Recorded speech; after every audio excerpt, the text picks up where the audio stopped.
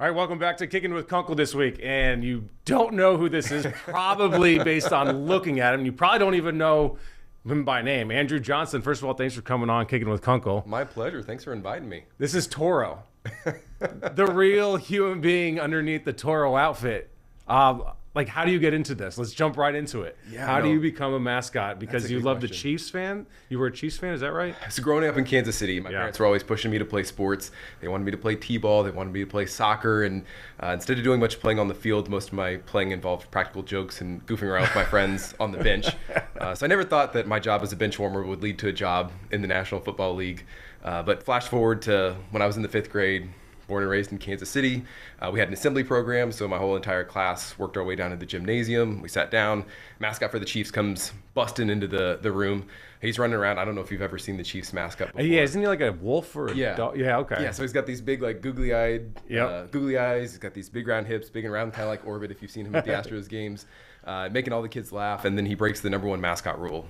He starts to take his costume off in front of all the kids. So I'm in 5th grade, sit in the back of this cafeteria, and out pop 2 human hands, off comes the head, and we get to meet the man underneath the costume. His name's Dan Mears.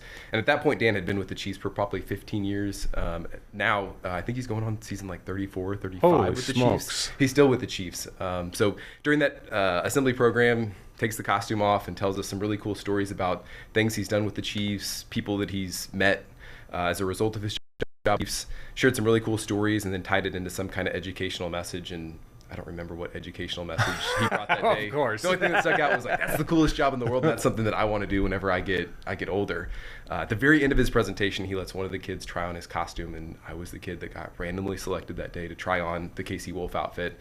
And it was in that moment I'm like, okay, this is what I want to do for the rest of my life. Does he know this whole story that he inspired you, really? What was that first time like when you told him? So he's just been a mentor for me ever since that moment. So that was the moment I was inspired. I ran home that day, flung the door open, told my parents what I was going to do for the rest of my life. What was that reaction? They thought it was a phase. Like they thought, okay, he's definitely going to grow out of this. He's got bigger aspirations. And as you can tell, I haven't grown out of it at the age of 33. I'm still doing this. So yeah, first real opportunity came in high school. Our high school had a mascot. We were the Titans. Saw a poster on the wall to audition for mascot tryouts.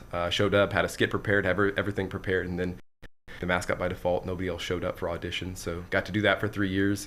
While I was in high school, I realized people got scholarships to do this in college. So Do they really? They do. Yeah, there's some grants. Now do you get NIL money?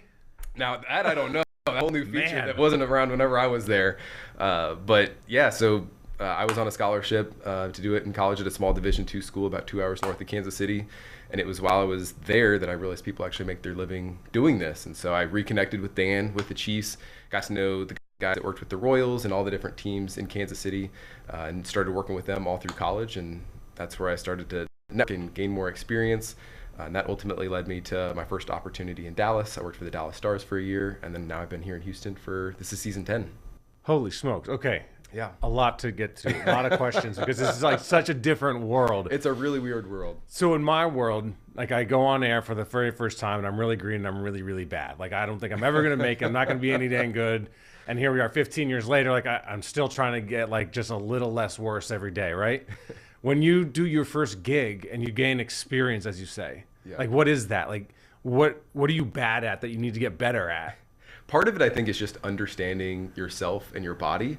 So when I was in high school, I had a couple incidents where one of the appearances I went out and it was a 2-hour appearance. So you're physically exerting a lot of energy when you're doing these appearances. So were you an athlete too? I was not. Consider yourself an athlete? I guess I would consider myself an athlete with some of the stuff. You look athletic enough. I appreciate that. But yeah, I mean, you're exerting a lot of energy and I didn't eat breakfast that day. So I ended up passing out in the costume. You passed out in your first gig? It wasn't the first gig. Okay. It was like within that first year. So it was pretty early on. But it's a very physical job. And so like over time you start to learn what your body needs and to listen to some of those warning signs. Just understanding your body. You got to pre-hydrate before you go out there. So the entire day before a game day, or if I know I've got a long appearance coming up, I'll drink a whole one of those gallons just to make sure my body's properly hydrated going into the day, so you're not just playing catch up throughout the This is fascinating. This is like a NASCAR driver. So it's like, the debate is, are they athletes or not? Like, is Toro an athlete or not? But then there's like all this work and training that you have to do to prepare yourself for game day or for whatever, a big event. Yeah. So you got to hydrate like crazy. Do you have a workout regimen? Do you work out with the Texans like in your own little corner, like a cage for Toro? That's a great question. No, I mean, I do have a workout routine, obviously. Yeah. That was actually kind of funny when I auditioned for this job. There's a whole audition process. They brought in like four different people for this position, and we did interviews leading up to. We interviewed with a bunch of different people, and then there was an in-costume audition part. So you had to prepare a skit for that. And they threw different like scenarios at me of like different things that I might possibly encounter up on the concourse with a fan. I wanted to see how I would react to that. But putting on this costume prior to coming to the Texans, I had a costume kind of like Orbit. It was big. I could eat as much frozen pizza as I wanted to in that costume, and nobody knew. Whereas when I got this one, if you've seen Toro, it's a very form-fitting, very outfit. tight. Very toit, yes, that's a nice way to put it. It's just a football uniform. And so I put that thing on and I was like, oh, this doesn't look good. So I basically dropped 50 pounds when I got this job so that the uniform would look properly and fit properly. So yeah, there's definitely a workout protocol because we don't want Toro looking any kind of way. No, it's between you and Sparty for the most athletic looking, muscle toned mascots out there. Yeah. I mean, he's got the padding to kind of bulk him up with mine. It's just, I like him to get tested. That's my body. Yeah. I don't know that he's natural. You're a natural. Okay, I want to go through. So I have a list of the awards you've won as a mascot. So do you take like great pride in these? I mean, like you're 11-time Pro Bowl mascot, 2021 mascot of the year, 24 mascot skit of the year, 2024 mascot social media presence of the year, 23 mascot stunt of the year, 23 mascot video of the year, 2021 mascot anchor in the community, and 2016, all the way back then, mascot stunt of the year. Okay, what are your stunts of the year? Do you remember? What's the difference between a stunt and a skit? So a stunt is if you see the aerial stunts that we do in stadium. I see you from the sky. You're insane. And you don't have a stunt double. No, they're just as scary as they look. And it says you're scared of heights. Definitely. Very terrified of heights. That was something when I came in for my interview, we had talked about. I was like, hey, I know that you guys are kind of known because Toro, there was a Toro 1.0. Toro was there for, his name's Jonathan. He was there for 14 years and did a really good job of setting up the program. So I got to come in and take over a program that was really well established. And you're really 2.0, right? I'm 2.0. Okay. Yep. So I came in, 2015 was my very first season. So when I interviewed with the team, I knew that Jonathan had created this persona that was known as being a daredevil in stadium. In the interview process, I was like, if that's something you guys want to continue, I am not your guy. Like, I do not want to do... It's a great interview. I do not want to do this stuff. Hey, not your guy. I definitely sold myself. So, yeah, I mean, it's scary. Like, I didn't want any part of that. And so they ended up hiring me, and they said we could either hire a body double, a stunt double, basically, if we wanted to continue doing the stunts, or we can find something else for Toro to be known for, and we can just kind of eliminate that from, Toro's repertoire.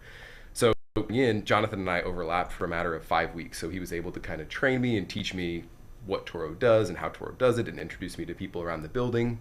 So there was 3 games over the span of those 5 weeks. So the first game Jonathan did and I got to watch. The second one I did. And the third one we were supposed to split. So Jonathan was going to start it and I was going to finish the game. And so Jonathan wanted to go out with a bang. He wanted to do a big swing stunt. And so he brings the stunt crew in. What's that, like swing from the ceiling of NRG? Yeah, so the swing goes from east to west and kind of like right across the 50-yard line. So you go up to the catwalk and there's these big railings starting up there. To sweat. Yeah. I mean, I was sweating the first time I went up there, and you see these railings and you're like, that railing is there for a reason. Yeah. You're not supposed to climb over it. So you climb over this railing and you're sitting between the big lights that you see at the top of NRG Stadium, and you're just supposed to stick your behind in this little trough that sits between those. And then whenever the stunt crew says you can go, you just kind of push yourself up over the edge. And you have to push yourself? Yeah, gravity like just kind of takes you across. Oh my gosh. So Jonathan wanted to go out with a bang. He wanted to do that big swing stunt on his very last game. So stunt crew flies in from Arizona. They rig up the stunt. We always test all of our stunts with weight before ever put a human life on the line, just to make sure everything holds up. So we put 200 pounds down. The stunt holds up great. Jonathan hops in, gets rigged up. He does the stunt, gets to the bottom.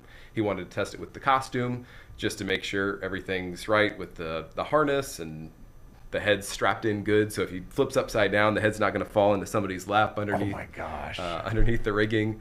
So he does it in costume. He lands at the end. We all celebrate. Great stunt rehearsal.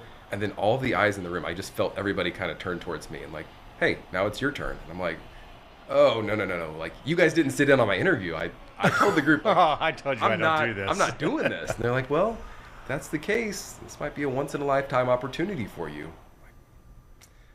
All right, let me try it. So they rig me up, they put the harness on, I get up there, it takes me a little bit longer than everybody else to get out. You suddenly fall in the third quarter. Sit down, I get in position, and I'm doing a countdown in my head, 5, 4, 3, 2, 1. Body doesn't do anything. I try that again, 5, 4, 3, 2, 1.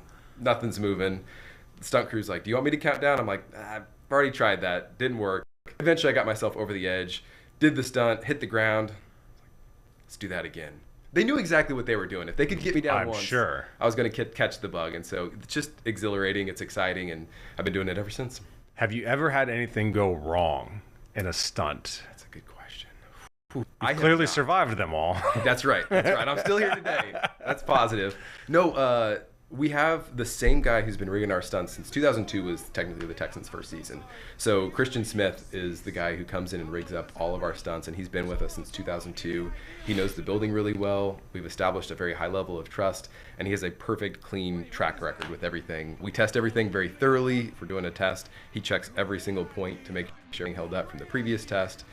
So everything's done very safely and securely, and we have a lot of trust in Christian. What's your favorite stunt? My favorite part of the stunt is when we finally touch the ground at the very end. My favorite stunt, I do like the zip lines. I think those are fun. And you can feel yourself on the harness. So is that when you like corner to corner? Yep. Okay. Yeah, we'll go from the southeast corner to the northwest corner. And the reverse rappel is fun too. That was something that we introduced for the first time in the NFL. They've been doing it in the NBA, but they had never done it in the NFL.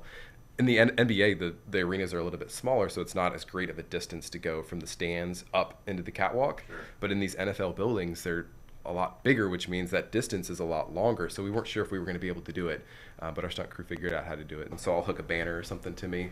So the further I go up, it'll unveil. Oh, yeah. You did that last year. Get loud or, make noise or something. I'm going to be nervous watching Toro now because you, like, mentally when you watch Toro, you don't think of the human being because guys do some crazy things. And you're like, a human being is doing that, not only jumping, but like kind of sometimes the way they act. Like Sir Purr one time for the Panthers downed a live punt in the end zone. Yeah. Like, you're like, what are you doing, bro? Like, there's a human being and they're just making a bad decision. Like, I'm going to be nervous watching you now, especially to know you. Like, it's like, oh my gosh. I mean, that's a notorious clip in the NFL. Yeah.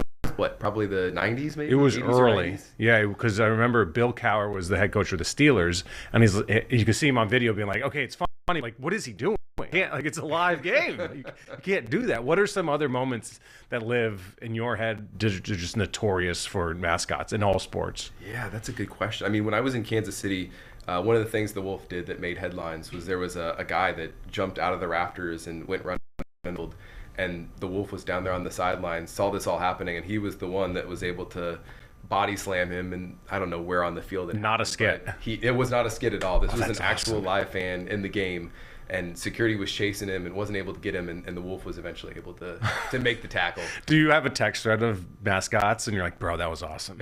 We do. You made us proud. All the NFL mascots, we all sit on an email chain, and so we do you really? Throughout the season. Oh my gosh, we connect with these guys. We do have a conference every year, and we get together and talk about best practices, which sounds kind of silly, but at the end of the day, we're talking about different inventory. We work with our corporate partnerships, so we create those different, like we've got school programs here that we work with a partner on and execute, and so we'll talk through those school programs. We'll talk through skits. We'll talk through social media and best practices. And so it's really helpful to get to talk to those counterparts because there's only one of us at each one of these teams, and so to be able to connect with these other guys that understand what you do and can give you some insight on how they're doing what they're doing is helpful. Who's your favorite mascot in all sports? And don't you give me one. Don't give me this nine guy answer. Man, there's a lot of ones out there. Obviously I've got a place in my heart for this mascot, just because I grew up watching him, and it's still the same guy. He does such a good job. He's got more energy than I do, still to this day, and does a really good job. The Colts mascot does a really good job in the NFL. He's got a really strong social media presence, does a lot of really great things on game day. And then outside of the NFL, I think there's some really good guys. The NBA is kind of known for they do it like the gorilla for the Suns. Awesome. What about the Fanatic for the Phillies? Fanatic's awesome. It's kind of a similar situation. The guy that's their main guy there with the Phillies has been there 30 plus years and been doing it a really long time. and is really, really good at it. Philadelphia Flyers, Gritty's. Yeah, he came on the scene hot. These last few years, he's just kind of known for being snarky and sassy on social. Do you get to, so is it like the WWE or WWF or whatever, when they write for you, or are you coming up with the stuff and it's your personality coming through? Yeah, I mean, with what we do, we've got a team of people. I call it TORO that we work with. So when it comes to game day, when we're doing these skits and these stunts, we host what I call an idea palooza. And so we host that right after the schedule comes out. We put together this brain trust. We all sit down. We look at the games. We look at the themes. We look at the opponents. Try and brainstorm out some different things that we can do. Beers have to be involved with that. Like, some great ideas come out at about 1 a.m. We're always open to ideas. So if you see something from another team, please share it, because we're always looking for ways things to the next level. Take me to 2019 Sunday Night Football. What happened? Never forget that moment. I mean, obviously you've got 10 games, and so every game is so important. You get kind of nervous going into these games because you want your best show. It's not, I mean, Major League Baseball, they've got 81 games. And so if you screw something up or you don't feel like you performed your best at one game, you got an opportunity the next day to make it better. In the NFL, we want every single one of these games to be top tier. We want to put on our best show. So we had just gotten a brand new cart that we were going to drive out of the tunnel for team intros. I don't know if you've obviously seen the Texans coming out, and we have what we call the Ford Ride Out with Toro. And yeah. It's like, we can test out. It's a four-wheeler type of deal, right? Yeah. Okay. Someone gets to, a fan gets to sit in the passenger seat for this really cool experience. So you've got the flag crew behind you and the team right behind them. You kind of feel the energy in the tunnel with the music building up, the doors open, and we get to lead the team out onto the field. It's a really, really cool moment for the fan. It's a cool moment. Even 10 years in, I still have to pinch myself that I get to be a part of that moment on game day. So 2019, it's Sunday Night Football. You got the eyes of the nation that are watching NRG Stadium for this game. We had just got a new Ford cart and wasn't fully charged the night for the game. And so those doors opened up. My driver hit the gas, and we just kind of start cutting out of the tunnel. And so I'm yelling, hit the gas. And he said, I am. But we've got these runners that are behind him, and they're used to running full speed out of the tunnel, that are just kind of doing some like high knees in place to try to stay behind the vehicle. And eventually I think they ended up going around us, and we made it to the end of the tunnel, but it was very slow and didn't really match the energy. A little anticlimactic. Yeah. I mean, if that's the worst thing that's happened, everything's okay, right? Like, if that's the worst thing, out of jumping out of the ceiling and getting lifted up to the ceiling, zip lining across the stadium, if someone forgot to charge the four-wheeler, I think all's good, right? Like, yeah. You've had a pretty good run. I'd say so. That's the worst thing that's ever happened. How long do you want to do this for? Like, what's the average, like an athlete gets retired at like 34, it seems like these days. Yeah. What's the average length of a mascot's career? I'm going to do this job until they tell me I can't. Like, I want to be buried in this thing. You're going to be like George Bush Sr. jumping out of planes at 85. It is the best job in the world. I love the fact that no 2 days are ever the same. Yeah. We can go from a day where, we're out at training camp hanging out with fans to we'll go to a little boy or little birthday party to shooting a TV commercial for HEB, hanging out with CJ and Will, to doing these elementary school programs. Like, no 2 days are the same, and I love the fact that I get to do this for a living. It's a blessing to get to call this my job. Man, that's so cool. So in the off season, are you busier versus because people always ask me that, and I'm like, actually, during the season, it's just so regimented. We know exactly what we're doing. Every week is kind of the same rinse, repeat. So, like, we're good to go. In the off season, it's all scattered all over the place. Is that kind of the same for you, or is it just insane all the time, or do you do nothing in the off season? Yeah, I appreciate the question, because a lot of people just think that we're sitting around eating bonbons during the off season, but no, that's when the real work gets done. Do bonbons exist? Does anyone know? Like, it's always like an age-old like wives' tale. Like, the wives sit at home and eat bonbons. Yeah. Do bonbons exist? HEB and asked them where the bonbons are. They probably got the best ones too. Probably. Sorry, go out. The bonbons got me. Yeah, I mean, the off season's super busy. So the season obviously wraps up in January, and hopefully this season doesn't wrap up until February. Man, we'll see. Wouldn't that be awesome? But yeah, February is usually a little bit lighter, but in March we start up our standardizing programs, and so we're in elementary schools getting kids excited and ready for that standardized test. We have a program called Pass the Star with Toro. It's a lot of fun. It's super interactive. It's a 30 to 45 minute show, and we get call-ins from a Texans player and a cheerleader that talk to the kids about getting mentally and physically ready for their testing. Obviously, all year long, we're doing appearances and events all over town for our different sponsors and community partners. And you can log online and fill out a request form and have Toro at different private engagements too, like birthday parties or grand openings or whatever. And so those are constantly happening. But school programs will be happening in like March and April. April is our draft party, and so we're trying to put together the run a show and make sure that we're ready and prepared for that big event. And yeah, I mean, all of our planning, the release happens usually in May, and so that's when we start working for Ideapalooza and getting all of our ideas and everything ready for the season. And from there, training camps, June, July, and it never stops. There's always something to keep us busy and keep the city excited about football. Yeah, especially now. Have you seen a huge difference in people's excitement when they see you this year in this offseason compared to some of the recent ones? Yeah, so I started in 2015, and the team was at a really fun spot in 2015 when I got here. We were on Hard Knocks that year. Yeah. So the eyes of the country were on this team. We had some real great star power. We had J.J. Watt and a bunch of great stars on the team there, and so there was a great amount of energy.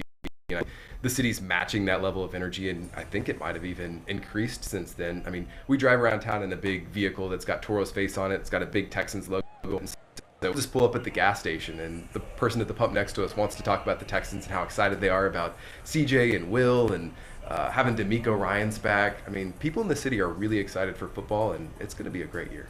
So what's something that someone doesn't know about Andrew Johnson, not about Toro? What about Andrew Johnson? You already talked about the fact that I'm scared of heights. I was a business major in college, and so I really view the Toro program as my own little small business. So at the end of the day, I put together a business plan. We have a mission statement. I want this to be a character with character, making memories worth repeating. So a character, obviously, we want to have a really strong mascot program. And I know that sounds silly, but we want to have one of the top programs in the league. When you look around the league, we want Toro to be one of the most recognized characters. And we want to do that with character, meaning like I want to make sure that we're making good choices, and I exude character in and outside of the costume with every decision that I'm making memories worth repeating. And that's ultimately what it's all about. When we're out in the community making those connections and making those memories, NRG Stadium, we want people to walk away and remember something, an interaction with Toro, a moment that we had on field. That's our ultimate goal, is to create those memories and those moments. So that's my goal. You said you were blessed to do this, and I think we talked about this at the uniform reveal party. It's kind of your faith, and what kind of role does the Lord and your faith play in being a mascot? Yeah, I mean, my faith is very important to me, and it always has been. And I can't tell you how excited I am to see faith being at the center of this team too. Huge. It's a huge element. Come out of CJ's mouth every time he takes the podium. I know it's important to D'Amico, and you hear it with the other members of the team now too. You're hearing Tank talk about it and a lot of the other guys, and I'm really excited to hear that. That's an important component to who they are, not just on the football field, but it's a part of their life. I got a chance to do an event with Kim Stroud, CJ's mom. Yeah, and she's special. Man, she's got a huge heart and passion for her faith is important to her as well, and the community and CJ, and so it's obvious that CJ had a great upbringing, and just getting to know her, you kind of understand CJ a little bit more. I mean, you see that in that locker room huge with him and Will and D'Amico, the fact that your pillars are so grounded and led in faith in the way they lead, especially with the expectations and all the hype they're getting. This is why I think they've handled it so well in the offseason, is because of them and their leadership style and their faith. Right. What kind of experiences have you had in your faith, if you don't mind talking kind of about your journey a little bit? Yeah. I grew up in a Christian home. We went to church every single Sunday. It was a core component to our family. Every Sunday we were at church.